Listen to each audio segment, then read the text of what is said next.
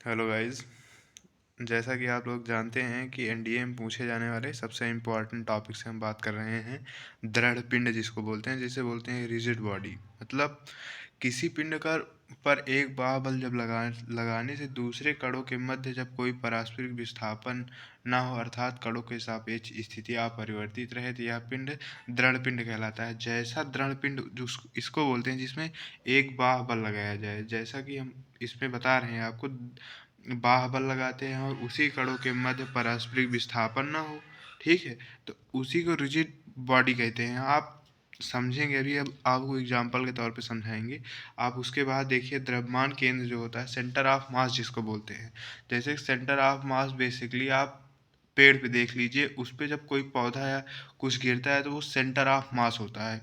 उसके जो सेंटर होते हैं उसी को बोल देते हैं सेंटर ऑफ मास। देखिए, जैसे कि किसी पिंड या निकाय के द्रव्यमान के केंद्र, जैसे पेड़ है उसका जो तना है, तो उसको उसका जो सेंटर वही तना ही तो ही सेंटर रहेगा ना। तो इसी प्रकार से हम सेंटर ऑफ मास बोलते हैं। तो इसको हम डिफिनेशन से समझेंगे इस कुछ प्रकार से। किसी निकाय या पिंड का द्रव्यमान केंद्र का वह बिंदु होता है जिस पर निकाय या पिंड का संपूर्ण द्रव्यमान केंद्रित माना जा सकता है। जैसा कि हमने आपको बताया, सेंटर ऑफ मास वही होता है।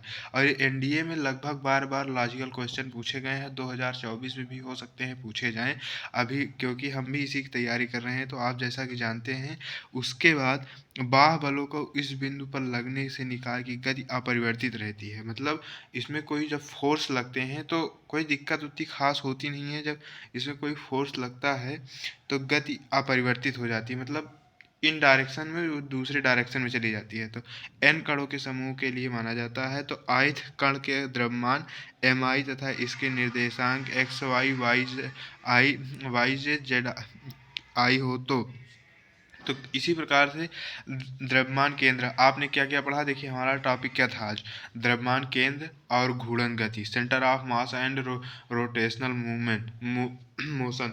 ये बीएससी फर्स्ट सेमेस्टर में भी है, बहुत अच्छे से इसके डीपली पूछा जाता है बीएससी फर्स्ट सेमेस्टर में।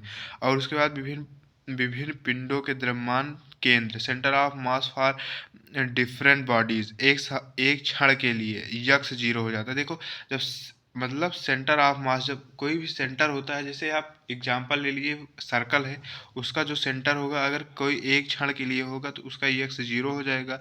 और उसके बाद यक्स मतलब सेंटर ऑफ मास उसका 1/2 हो जाएगा। कैसे आया उसको हम आगे अभी चर्चित करते हैं।